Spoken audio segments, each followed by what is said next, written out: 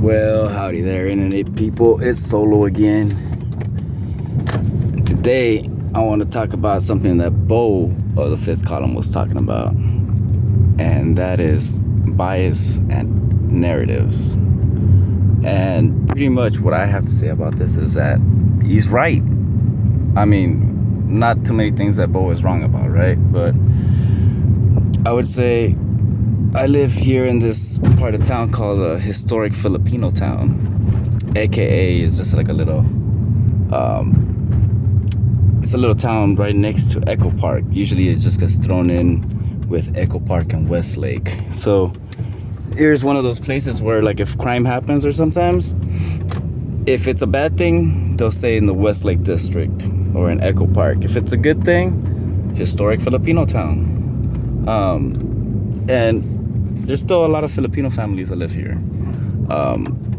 This is old, my kindergarten. I got kicked out of here for hiding from the teachers. No lie, true story. A lot of memories. Oh, right here.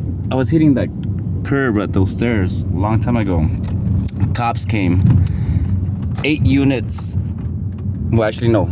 4 units, 8 cops got out of there. When they used to sell drugs up and down the street, I was skateboarding because we used to skate that. I mean, you can still see some old wax. We're talking about 20 plus years, 30 years maybe, that I used to skateboard over here. And this guy's not even looking, about to pull out. Yeah, there were drug dealers up and down the street. That's when, like, you just didn't go to somebody's house. Like, they would sell drugs on the street, literally. Yeah, this guy's not gonna stop for the red. I mean, for the stop sign. Yeah, he did. You gotta keep your eyes out. So this is pretty much my view. This is LA as it gets, right? Like, this is pretty fucking LA. Most of the crime that happens here, cause, like, I'll tell you, like, I've worked in, like, Compton and Watts and all these other places. Like, the people that are doing crimes over there aren't the same people doing crimes over here. Like, when my neighbors were missing, like, furniture, because, like I said, we're not that far from Echo Park. Garcetti last time was actually hanging out right here. And what's his name, the other dude, Krikorian, they were all just hanging out there. So yeah, not too much happens around here. But when, like, catalytic converters, they go missing all the time. Usually it's the Priuses that get their cats chopped off. Had a buddy that they took his Econoline and they took all 3 cats, and I had to help him weld it all up and stuff. Well, I did the job for free, pretty much. Not that I'm a welder or anything, but I can weld some shit together. But yeah, a lot of people passing through here, they're going to Echo Park because Echo Park's up there. And like I said, like, over here, all you gotta do is cross a main street and it's a whole nother area. Like, you're a whole new set of people. Like, once you cross that bridge over there, you get a little closer to downtown, you start seeing tents.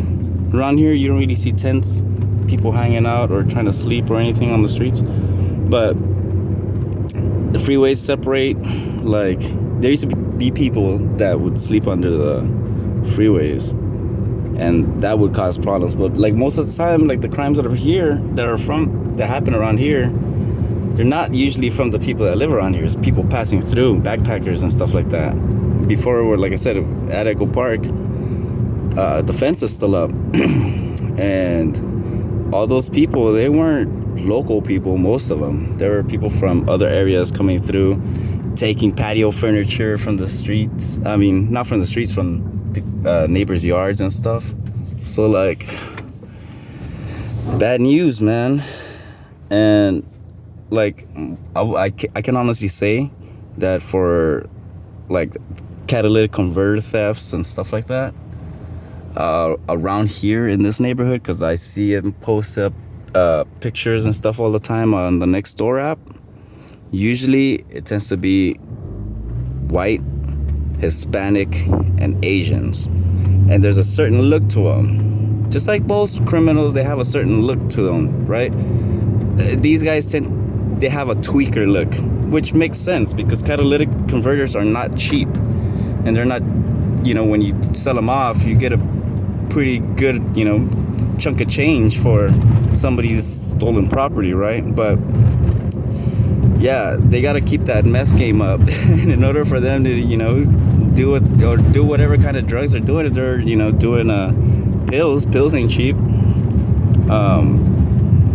It's a certain looking as a certain type of group that goes around doing that. You really don't have like the South Central crowd that goes around probably I don't know, stealing blunts, trying to catch a 5-finger discount at the liquor store. That's not the same group that's over here cutting catalytic converters.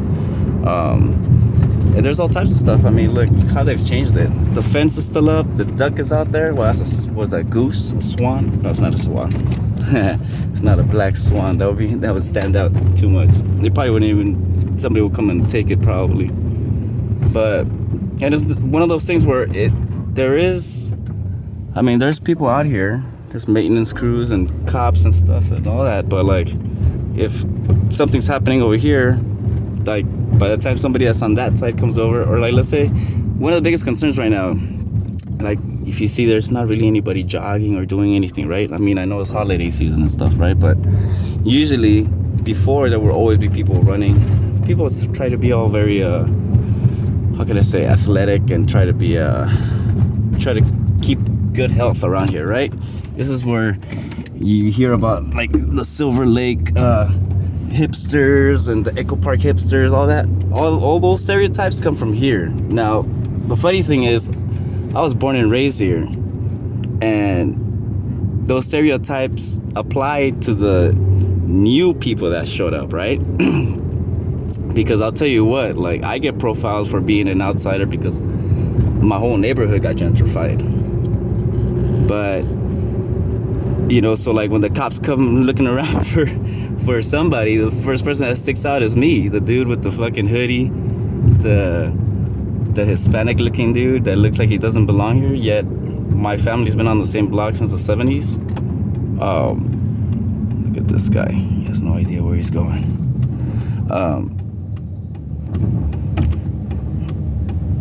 And see, like this guy for sure is not a local dude, like, because when you're from LA, like me, any move I do, anything I do, I turn signal because I'm not trying to give the cops any reason to stop me. And I've been pulled over, like merging onto the freeway, onto the 101, where they're like, oh yeah, you didn't turn on your light merging into the freeway. And it's like, what are you talking about? Like, I use my blinkers all the time. Like, you're lying. So yeah, the trust between law enforcement and all that over here, it's out the window. Nobody trusts the cops. My mom doesn't trust the cops. The neighbors don't trust the cops. All you guys in the comments that are gonna put down, oh well, don't go around calling the police when you need the help. We don't call the police, because when we call the police, they come and arrest us. Perfect example, last time some dude pulled out a gun on us. That dude's hitting up the wall right there. You see, the cops ain't gonna come over here and mess with this dude. I don't know what he's doing, but it looks like he's messing up that mural. Looks like what's on there is better looking than what dude's doing. But yeah, getting back to that, we don't call law enforcement because law enforcement shows up, pushes us against the wall, and like an hour later, once they find that, because they show up all fucking strong-handed. They don't show up asking questions like, oh, okay, who made the call? No, they show up like you're the threat, like you're the one that did the crime. And then an hour later goes by, and then they try to clear up the situation and figure out what happened. Oh, you guys are the ones that called? Yeah, motherfucker, we fucking called. Like, whoever did the shit, they're gone by now. Like, it's frustrating. So we've learned not to call the cops. Last time the neighbor had to call the cops on 4th of July. Showed up 3 hours later. Like, dude, somebody could have been dead by now, right? Like, but yeah, LAPD, shit. Like, don't trust them with anything. And they don't deter anything either. Like, you know what LAPD is good for? For showing up after something's happened. And then maybe they'll fucking write up a report. They don't want to deal with that paperwork either. So yeah, are you guys in the comment section saying like, oh well, don't go around calling law enforcement when you need them? Nah, we don't. Fucking handle this shit on our own. Like, most of the time, if something goes missing or whatever, like I said, next door app or the neighbors, we got each other's back. Like, it's a tight-knit community. We actually talk to the neighbors around here, not like in other places where you don't even know who your neighbor is. Like,